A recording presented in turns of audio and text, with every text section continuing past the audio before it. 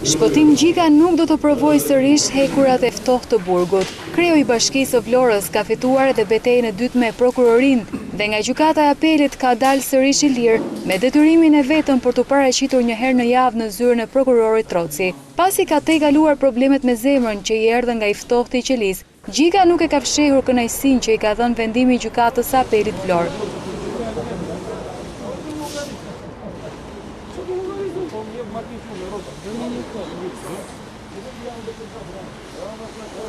Megjithse në sallë nuk janë lejuar kamerat, Gjika ka sfiduar drejtësinë me këmbguljen për pafajësi.